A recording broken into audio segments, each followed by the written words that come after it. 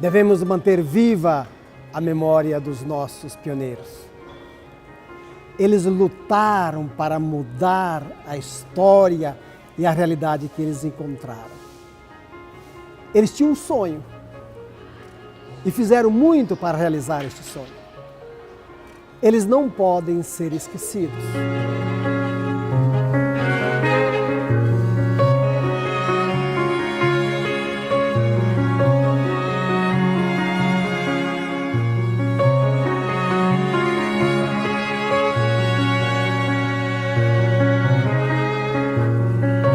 O padre Quinto Tonini, que nasceu em Croce Monte Colombo, Forlì, veio para o Brasil em 1952. E de 52 a 59 ele trabalhou aqui no Tocantins. A sua história é viva.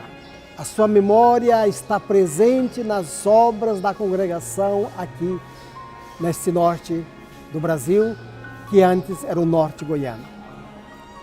Nós precisamos conhecer melhor a história do padre Quinto Tonini.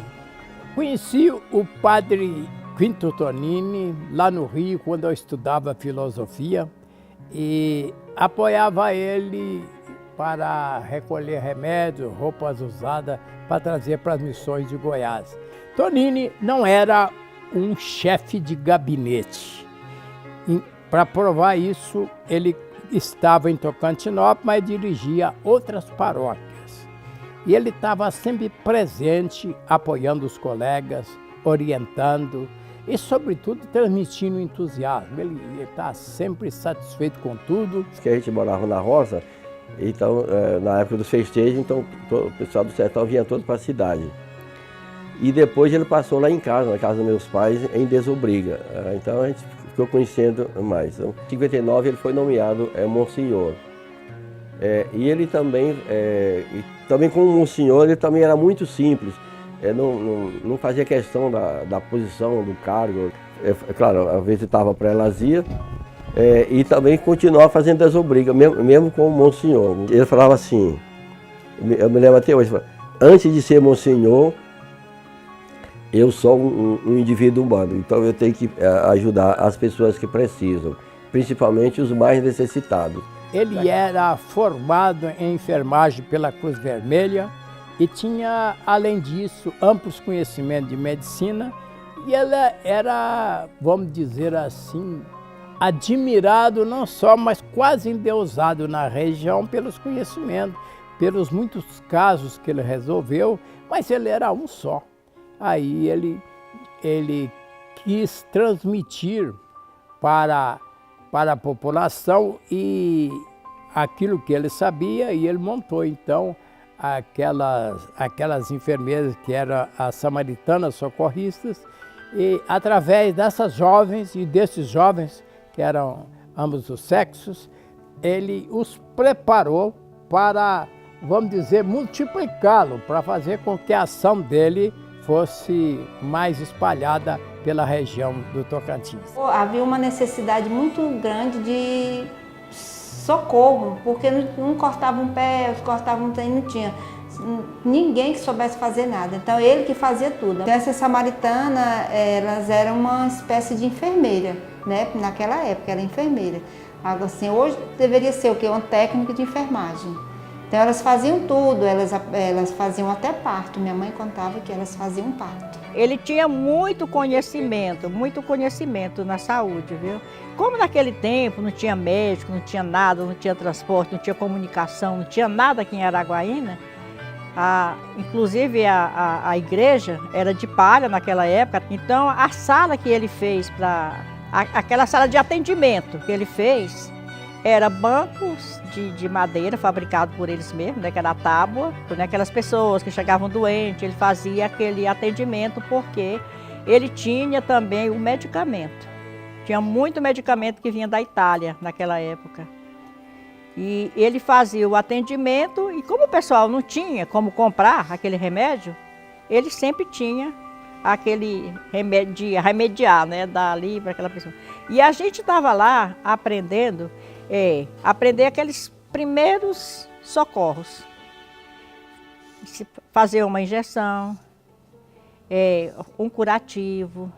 E como ele tinha esse conhecimento muito grande, as pessoas acreditavam muito, porque o que ele fazia, justamente, dava certo. E as pessoas ficavam felizes. Eu acho que antes de um mês que ele foi nomeado Monsenhor, havia aqui uma casa de prostituição muito famosa, chamada Maria do Rosário. Então houve uma confusão lá nesse dia, e a pessoa deu tiro, a senhora lá levou um tiro e estava sangrando. Aí ninguém sabia o que fazer, porque naquela época não havia hospital, não havia nada, né? Aí ficaram sabendo que ele era paramédico. Aí correram, os 3 senhores foram correr, pedir para ele ajudar a senhora. Aí ele chegou lá, aí falou assim, onde está a senhora? Aí indicaram a pessoa, foram lá, a pessoa acharam estranho, uma senhora entrado lá com uma leitinha de paramédico, né? E aí ele prestou o primeiro socorro para a senhora. Eu sei que depois, de uma semana e pouco, ela ficou boa. Tem um caso muito curioso na biografia do Tonini, quando ele estava em Filadélfia e recebeu um recado.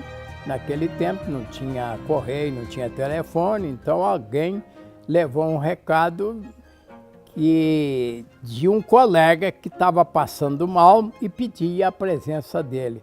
Ele interrompeu todas as atividades que estava executando naquela época, pegou a primeira embarcação e foi para Itaguatinhas. Depois de 3 dias, ele voltou com o doente para ser internado e cuidou dele, depois o mandou para o Rio de Janeiro. Então, o importante do trabalho dele, aquela amizade, aquela dedicação com os colegas, ele não via qualquer compromisso, ele interrompia. Então, ele era uma pessoa assim que, se hoje, para ser bispo, dependesse de votação popular, ele certamente teria unanimidade, como nos primeiros anos do cristianismo. Ele representou naquela época, faz como dizer, era um santo milagroso, porque ele representava bastante as pessoas, ele cuidava. O Padre Tonini tinha um carinho diferente com as pessoas, ele tratava muito bem as pessoas. E ele foi uma pessoa que trabalhou muito nessa região, porque aqui não tinha meio de transporte, não tinha comunicação, e era tudo feito ao lombo do cavalo, viu? Era só o cavalo mesmo. Cavalo, jumento e o burro, só tinha esses aí. A pé, a cavalo, de tudo quanto era jeito ele ia socorrer.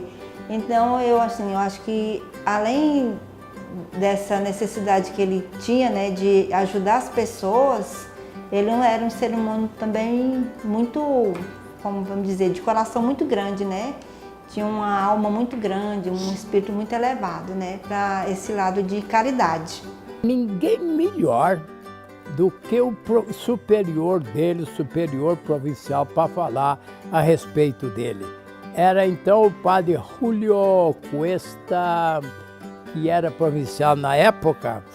Então, ele, em 2 páginas de papel A4, ele descreveu o que era Tonini. Ele falava da simplicidade, falava da bondade, falava da dinamicidade. Ele fazia tudo com muito entusiasmo. Em geral, é o inferior que fala e elogia o superior. Aí nós temos exatamente o inverso. É o superior que fala e elogia e classifica o inferior. Os testemunhos que nós ouvimos certificam a grandeza desse nosso confrade, o Padre Quinto Tonini. Suas marcas, seu serviço, sua doação, seu sonho estão presentes nas obras aqui no Tocantins, especialmente em Araguaína, no Hospital do Orione.